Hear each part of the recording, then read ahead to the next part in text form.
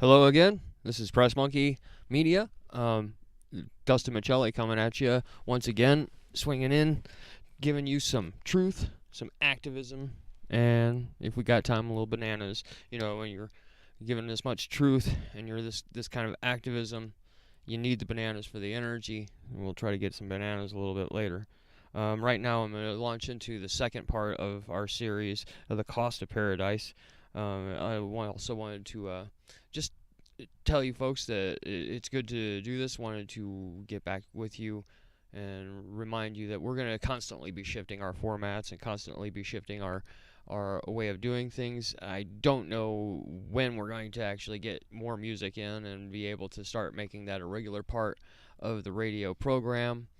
But we will start working some more of these things out as we go. This next year, hopefully, we'll see some new horizons for Press Monkey Media.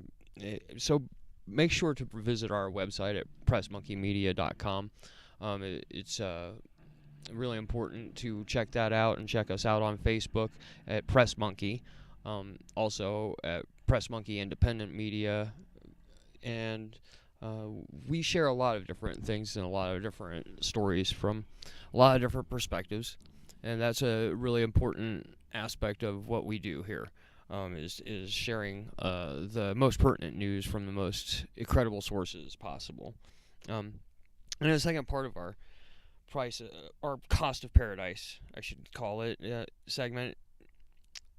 We call it the cost of paradise because it's a play off of a 2015 report done by our local newspaper here in the Roaring Fork Valley at Glenwood Post-Independent called The Price of Paradise. The Post-Independent serves the Roaring Fork Valley, which is the valley that serves Aspen pretty much. It serves the Aspen Valley. The Roaring Fork Valley is a stretch of valley that goes from Rifle. Some of us call it Rifle, from Rifle all the way up to Aspen. Some say it's from Glenwood to Aspen.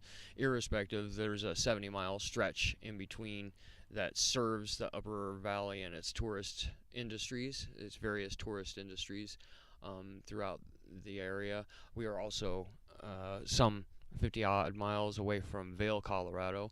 Aspen, Colorado, I've often coined as calling them the pearl necklace of the privileged, and if that's true, then Vail, Colorado is definitely the diamond ring of the privileged. Both of them are places of lavish amounts of luxury and wealth. It seems to me that the jet set sort of people that run around in the entertainment industries and what have you are the ones that are most likely to visit places like Aspen. A little bit more freewheeling, a little bit more leftist, or at least a little bit more liberal than many other places.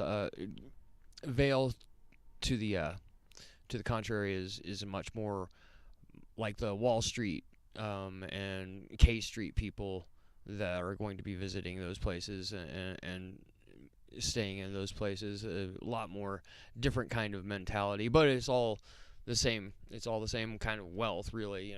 It's the same sort of thing that they try to trick you with Donald Trump and Hillary Clinton juxtaposition, which is that they're so monumentally different. Well, they're just represent millionaires and billionaires from the right and left, and that's really the way you should probably try to see it from this point on. If you're wise, you'll acknowledge that a lot of these people are fed from the same hands.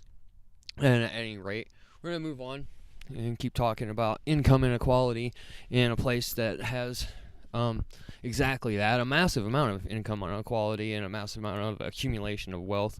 In our previous series, we were talking about the cost of paradise, and like I said, this is based off of the piece done in the Glenwood Springs Post-Independent called "The Price of Paradise." And part of one of their segments that one of their headline segments that they wound up with was, it said, the price of paradise. Who can afford to stay? And it outlines, firefighters, as I mentioned before, school teachers, policemen, other civil servants of different kinds, the need to try to make sure that we have some kind of system in place for, or something for them, or how much they're struggling and how hard it is to keep these professionals in this area, which was all perfectly fine. What seemed to have been missed with that was the regular cost of your average workaday people who work at your grocery stores, who work at your various attending various attractions and or stores and storefronts throughout the valley. Your workaday people who actually make things go for all the tourists and things like that were grossly overlooked in this report. And as well were the undocumented immigrants and workers. I found that was a little bit smacking. So they basically put in this thing that, like I said, it's a who can afford to stay. And I would like to say, and I'd like to add, and something that's not considered here, is who can afford to leave. Who can afford to leave? My family and I have often, almost every year, have considered leaving, wanted to maybe move on, find something else, find better horizons for ourselves in some form or another. And so we're not opposed to the idea. Many people will say, well, if you don't like it around here, just leave. We would love to. We would love the opportunity to. It's hard to save money here. As I've mentioned before, many people in this area pay the better part of half or more of their income in rent. I don't know how anybody, if you have any other expenses besides rent, I mean, most people do. Most people eat, have cars, other things like that. If you have any other expenses besides rent, I don't know how you're supposed to make it and or save money. You can't save money to leave. They have you trapped. They have you here. You're here. Once you're here, and the undocumented immigrants suffer much of the same fate as us. A huge difference is many of them, when they move into these houses and are being exploited by the rent costs, do a thing that they call stacking, in which they'll have several, either families, several family members, sometimes just many workers, sometimes just many individuals who are far away from their homes and decided to rent an apartment together. You'll have several people in a room. You'll have 4 to 5 people in each room of a 3-bedroom apartment, and this is not an acceptable way of living for most people, especially in the United States. Most people have become so individualistic that we need our elbow room, so to speak.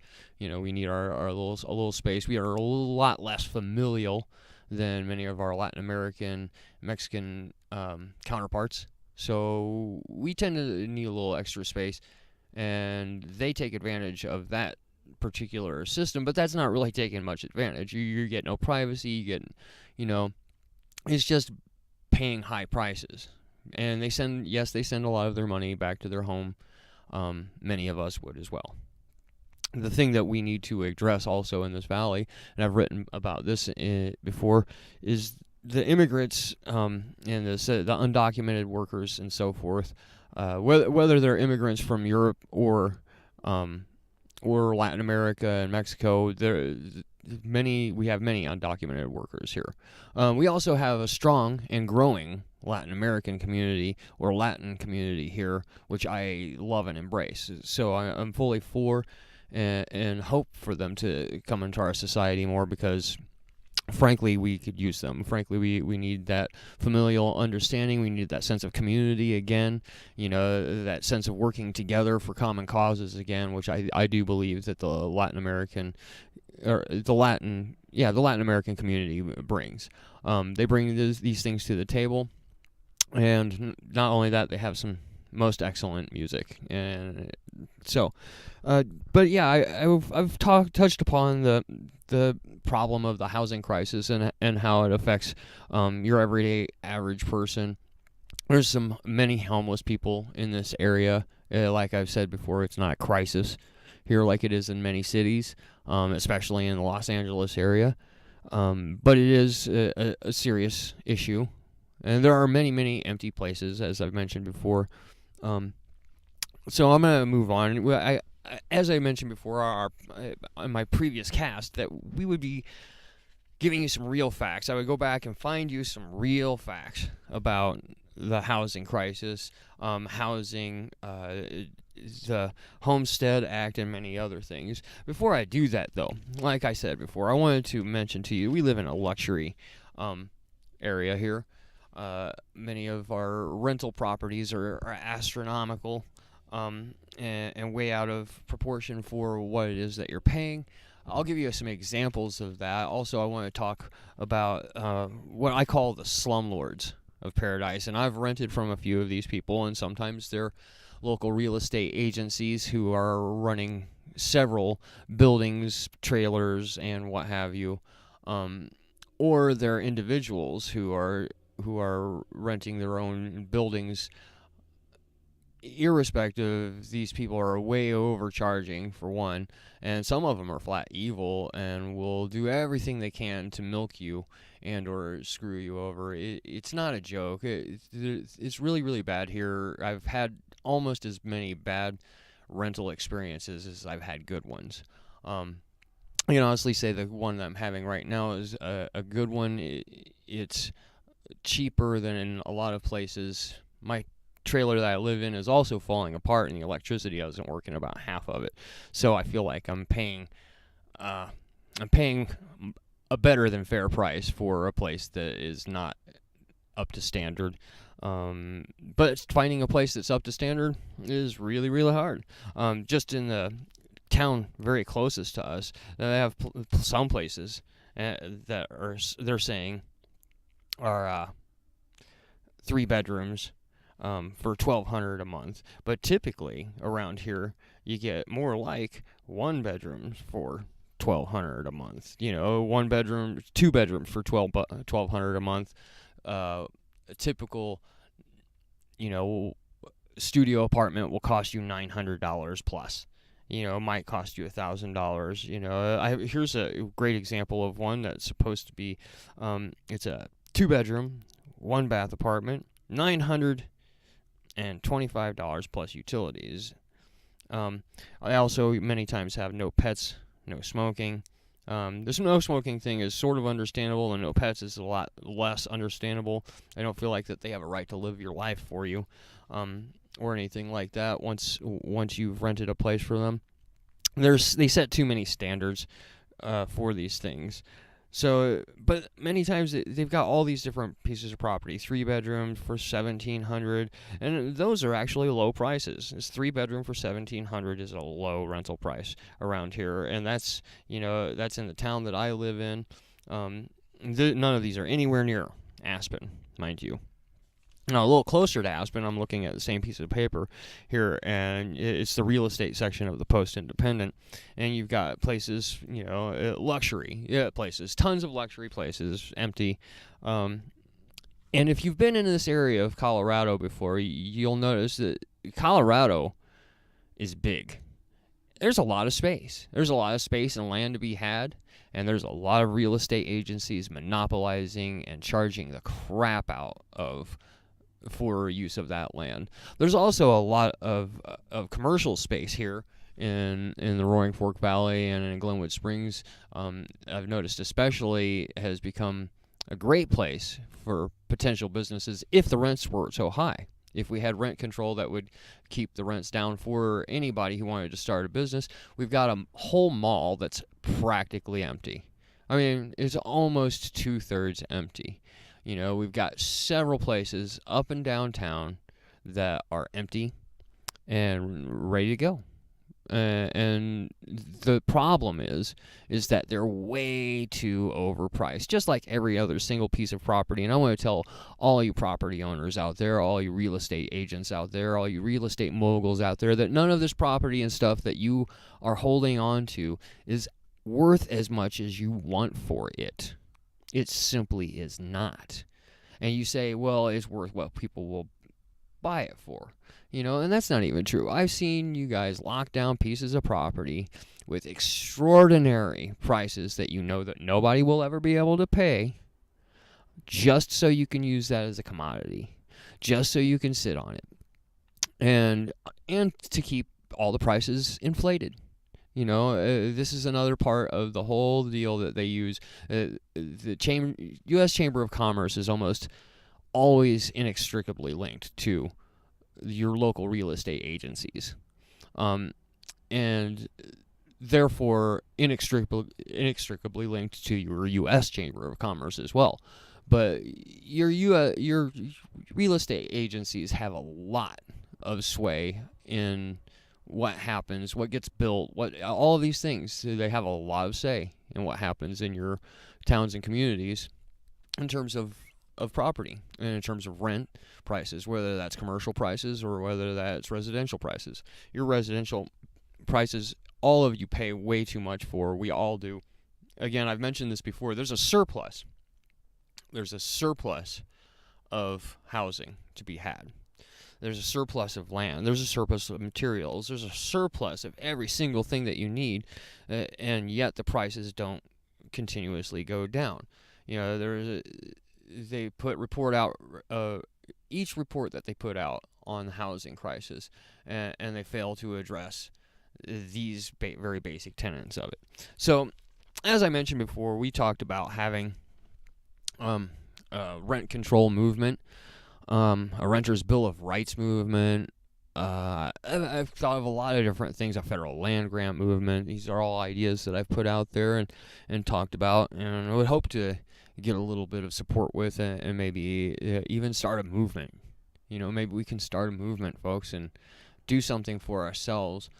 As I mentioned before, I've mentioned this to a friend of mine recently who brought up, they don't like entitlements and things like that. Well, I don't like entitlements either, but I don't like our government and or institutions not meeting their obligations, as they have failed pretty much consequently or entirely to do. They've failed to meet all of their obligations to us, and they've propped up the merchant class.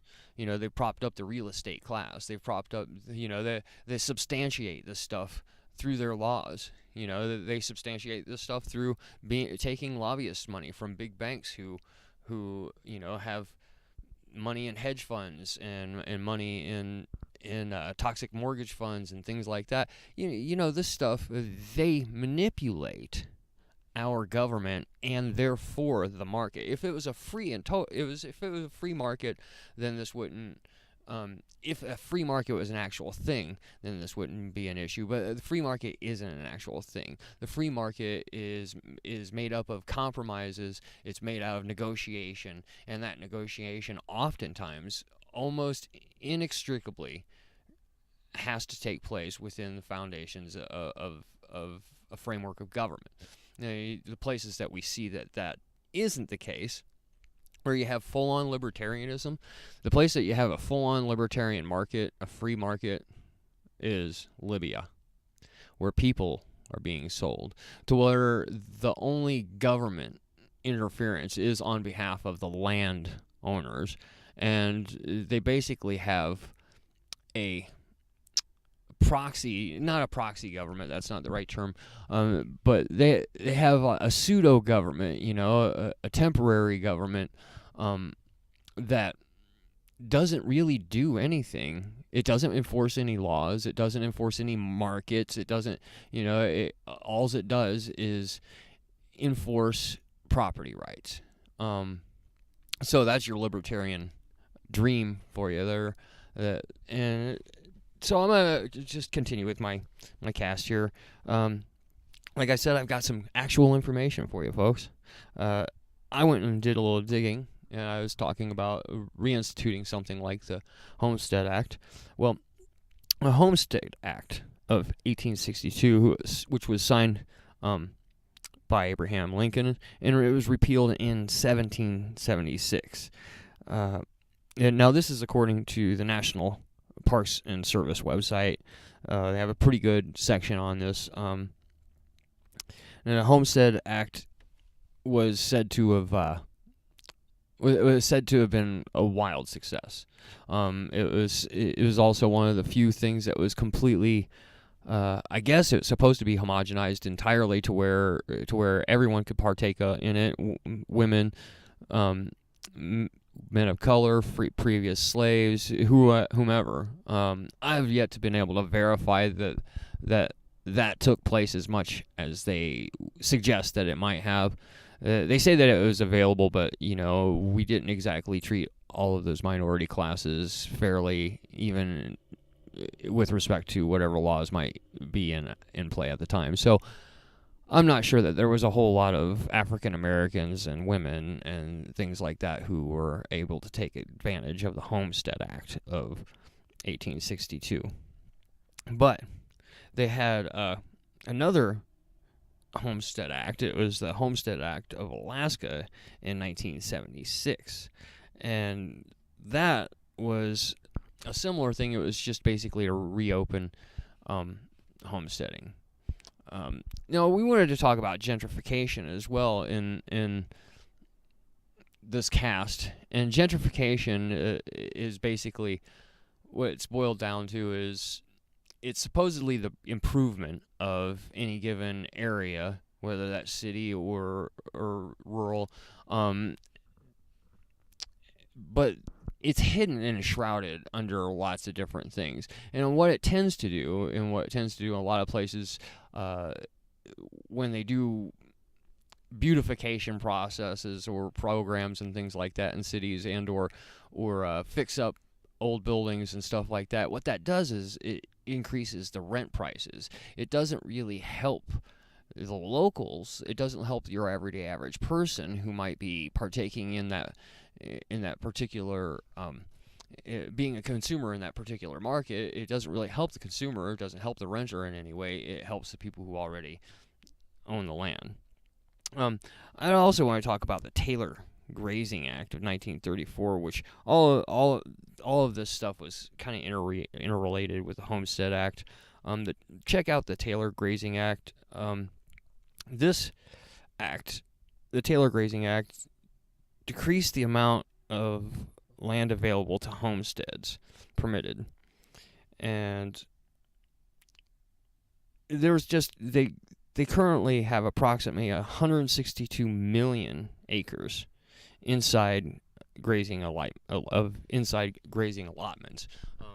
If you remember the Bundys, I'm sure that these folks were some of the people taking advantage of this out in Arizona.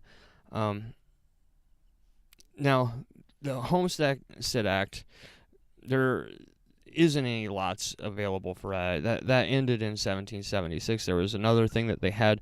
Let's see. I believe it was